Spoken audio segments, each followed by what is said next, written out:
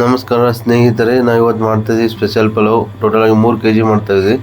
3 kg pulao ಮಾಡೋದು ಹೇಗೆ ಮತ್ತು ಅದಕ್ಕೆ ಬೇಕಾಗುವ ಸಾಮಗ್ರಿಗಳನ್ನು ಹೇಳ್ತಾ ಹೋಗ್ತೀನಿ.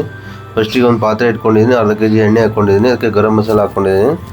ಪಲಾವ್ ಎಲೆ 7 ರಿಂದ 8, 10 ರಿಂದ 12 ಲವಂಗ, 6 ರಿಂದ 7 ಏಲಕ್ಕಿ, ಸ್ಟಾರ್ 6 ರಿಂದ 7 ಮತ್ತು ಸ್ವಲ್ಪ ಕಸ್ತೂರಿ ಮೆಂತಿ, ಚಕ್ಕೆ ಹಾಕ್ಕೊಂಡಿದ್ದೀನಿ 4 ರಿಂದ 5 ಇಂಚು, ಮತ್ತು ಈರುಳ್ಳಿ ಒಂದು 6 ರಿಂದ 5 ಈರುಳ್ಳಿ. ಟೋಟಲ್ 3 kg ಆಗ್ತಾ ಇದೆಯಲ್ಲ. ಕಸ್ತೂರಿ ಮೆಂತಿ ಬಂದು 2 ಟೀ ಸ್ಪೂನ್ ಅಷ್ಟು ನೋಡಿ. ಇದು ಮಸಾಲೆ, ರುಬ್ಬಿರೋ ಮಸಾಲೆ, ಅರ್ಧ ತೆಂಗಿನಕಾಯಿ, 1/4 kg ಮೆಣಸಿನ್ಕಾಯಿ, 3 ಇಂಚಷ್ಟು ಶುಂಠಿ, 4 ಬೆಳ್ಳುಳ್ಳಿ ತೊಗೊಂಡಿದ್ದೀವಿ. ರುಬ್ಬಿಟ್ಟು ಹಾಕ್ತಾಯಿದ್ದೀನಿ ನೋಡಿ. ಮಾಡ್ತಾ ನಿಮಗೆ ಅಳತೆ ಹೇಳ್ತಾ ಇದ್ದೀನಿ, ತುಂಬ ಸುಲಭವಾಗಿ ಬರ್ಬೇಕಂತ ಹೇಳ್ಬಿಟ್ಟು. ಚಿಕ್ಕ ಕ್ಯಾಂಟೀನಲ್ಲಿ ಅಲ್ಲಿ ಇಲ್ಲಿ ಮಾಡಬೇಕಾದ್ರೆ, ಇಲ್ಲ ಬರ್ತ್ಡೇ ಟೈಮಲ್ಲಿ, ಫಂಕ್ಷನ್ ಟೈಮಲ್ಲಿ ನಿಮಗೆಲ್ಲ ತುಂಬ ಉಪಯೋಗ ಆಗುತ್ತೆ ಅಂತ ಹೇಳ್ಬಿಟ್ಟು ಈ ಥರ ಒಂದು 3 kg ಅಳತೆಯನ್ನು ಮಾಡ್ತಾಯಿದ್ದೀವಿ ನಾವು. ಟೊಮೊಟೊ ಹಾಕೋತಿದ್ದೀನಿ, 3 ರಿಂದ 4 ಟೊಮೊಟೊ.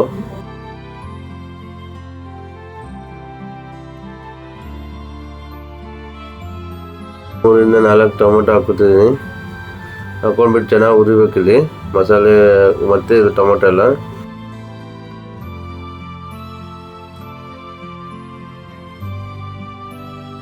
ಚೆನ್ನಾಗಿ ರುಬ್ಕೋಬೇಕಿಲ್ಲಿ.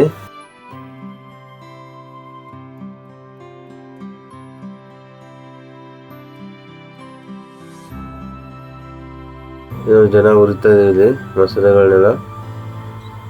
ಮತ್ತು ವೆಜಿಟೇಬಲ್ಸ್ 2 ನವಿಲುಕೋಸು, 3 ಕ್ಯಾರೆಟು, 4 ಆಲೂಗಡ್ಡೆ ಮತ್ತು ಅರ್ಧ kg ಅಷ್ಟು ಬಟಾಣಿ, ಬಿಡಿಸಿರೋ ಬಟಾಣಿ ಹಾಕ್ಕೊಂಡಿದ್ದೀವಿ. ಬೀನ್ಸ್ ಬಂದು ಅರ್ಧ kg ಅಷ್ಟು ಹಾಕ್ಕೊಂಡಿದ್ದೀನಿ. ವೆಜಿಟೇಬಲ್ಸ್ ಎಲ್ಲ ನೀವು ಈ ಥರ ವೆಜಿಟೇಬಲ್ಸ್ಗಳನ್ನ ಡೈಮಂಡ್ ಕಟ್ ಮಾಡಬೇಕು, ಚೆನ್ನಾಗಿ ಕಾಣುತ್ತೆ ಪಲಾವಲ್ಲಿ. ಎಲ್ಲ ತೊಳೆದ್ಬಿಟ್ಟು ಹಾಕೋತಾ ಇದ್ದೀನಿ ಇಲ್ಲಿ.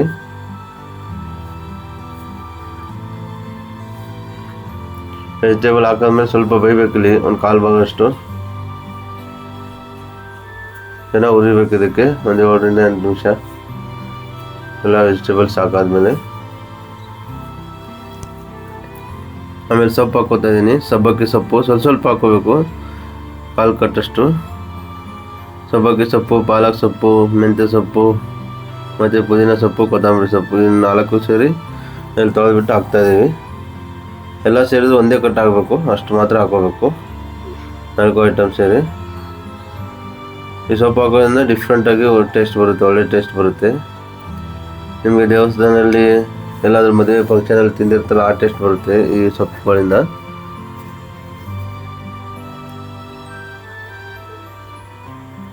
ಈ ಥರ ನೀವು ಮನೆಯಲ್ಲಿ ಟ್ರೈ ಮಾಡಿ. ಮತ್ತು ಯಾವ್ದು ಫಂಕ್ಷನಲ್ಲಿ ಇದ್ದಾಗ, ಚಿಕ್ಕ ಫಂಕ್ಷನ್ ಇದ್ದಾಗ, ಎಂಗೇಜ್ಮೆಂಟಲ್ಲಿ ಎಲ್ಲ ಚೆನ್ನಾಗಿರುತ್ತೆ. ಇದು 3 kg ಅಳತೆ ಆಗ್ತದೆ ಟೋಟಲಾಗಿ.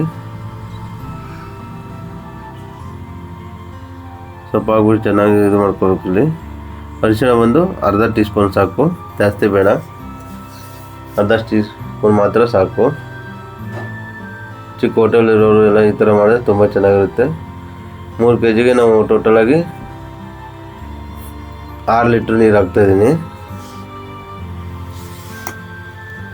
6 ಲೀಟ್ರ್ ನೀರು ಹಾಕೋತಾಯಿದ್ದೀನಿ.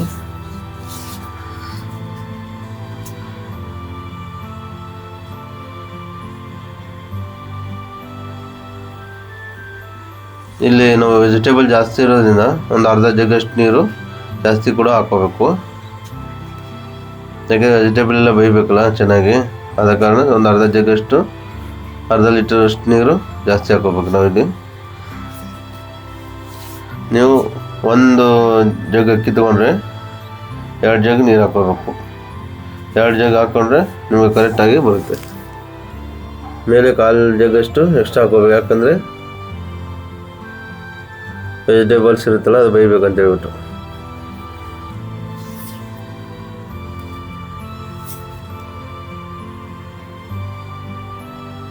ಉಪ್ಪು ಹಾಕೋತಿದ್ದೀನಿ. ಒಳ ಮುಷ್ಟಿಯಲ್ಲಿ 3 ಮುಷ್ಟಿ ಹಾಕೋತಿದ್ದೀನಿ ಉಪ್ಪು.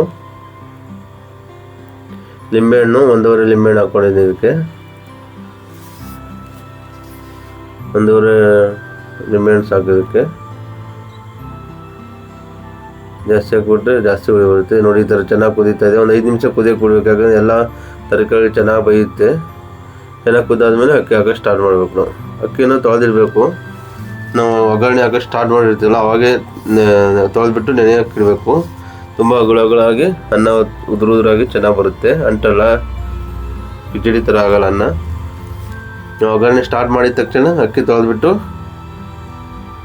ಮಾಡೋಕ್ಕಿಂತ ಮುಂಚೆ ಅಕ್ಕಿ ತೊಳೆದ್ಬಿಟ್ಟು ಒಂದು ನೆನೆ ಇಡಬೇಕು. ಅದಕ್ಕೆ ನೋಡಿ ಒಳ್ಳೆ ರೈಸ್ ಬರುತ್ತೆ ನಿಮಗೆ, ಉದುರಾಗಿ ಅಗಳಾಗಿ ಕುದೀತಾ ಇದೆ. ಇವಾಗ ಇದು 80% ಮಾತ್ರ ಕುದಿಬೇಕು. ಇಲ್ಲಿ ಇನ್ನು 20% ದಮ್ಮಲ್ಲಿ ಕುದೀತದೆ. ದಮ್ ಕೊಟ್ಟಿಸ್ಬೇಕು. ಇದಕ್ಕೆ 10 ನಿಮಿಷ ಮುಚ್ಚಿ ಸ್ವಲ್ಪ ಲೋ ಫ್ಲೇಮ್, ದೀಪ ಇಟ್ಟಂಗೆ ಇಡಬೇಕು ಫ್ಲೇಮು. 10 ನಿಮಿಷ ಮುಚ್ಚಿ ಆ ಥರ ಫ್ಲೇಮ್ ಇಟ್ಟು ಬೇಯಿಸ್ಬೇಕು. ಮತ್ತು ಫ್ಲೇಮ್ ಆಫ್ ಮಾಡಿಬಿಟ್ಟು 10 ನಿಮಿಷ ಹಂಗೆ ಮುಚ್ಚಿರಬೇಕು. ಆವಾಗ ನಿಮಗೆ ಕರೆಕ್ಟಾಗಿ ದಮ್ ಕೊಟ್ಟರೆ ಟೋಟಲ್ 20 ನಿಮಿಷ ದಮ್ ಕೊಟ್ಟಬೇಕು. ಇದಕ್ಕೆ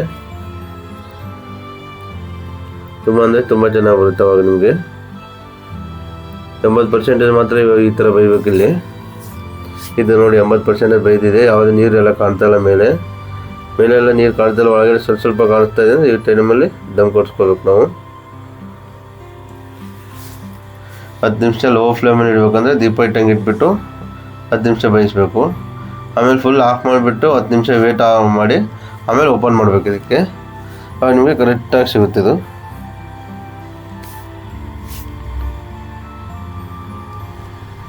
ನೋಡಿ, ನಾನು ದಮ್ ಕೊಡ್ತಾಯಿದ್ದೀನಿ. ಒಂದು ಮುಚ್ಚಿದ್ದೀನಿ, ಅದ್ರ ಮೇಲೆ ಭಾರ ಇಡ್ತಾಯಿದ್ದೀನಿ. ಒಂದು 20 ಲೀಟ್ರ್ ನೀರು ಕ್ಯಾನು. ನೀವು ಈ ಥರ ಇಟ್ಬೇಕು. ಅವಾಗ ಹೊರಗಡೆ ಹೋಗಿಬಿಡಬಾರ್ದು. ಆವಾಗ ನಿಮಗೆ ಕರೆಕ್ಟಾಗಿ ದಮ್ ಕಟ್ಟಿಸುತ್ತೆ. 10 ನಿಮಿಷ ಲೋ ಫ್ಲೇಮಲ್ಲಿ 10 ನಿಮಿಷ ಫುಲ್ ಆಫ್ ಮಾಡಬೇಕು. ನೋಡಿ ಯಾವ ಥರ ಬರ್ತದೆ ನಮ್ಮ ಪಲಾವು. ನೋಡಿ ಯಾವ ಥರ ಬಂದಿದೆ, ಸಖತ್ತಾಗಿ ಬಂದಿದೆ. ತುಂಬ ಟೇಸ್ಟಿ ಕೂಡ ಆಗಿ ಬಂದಿದೆ.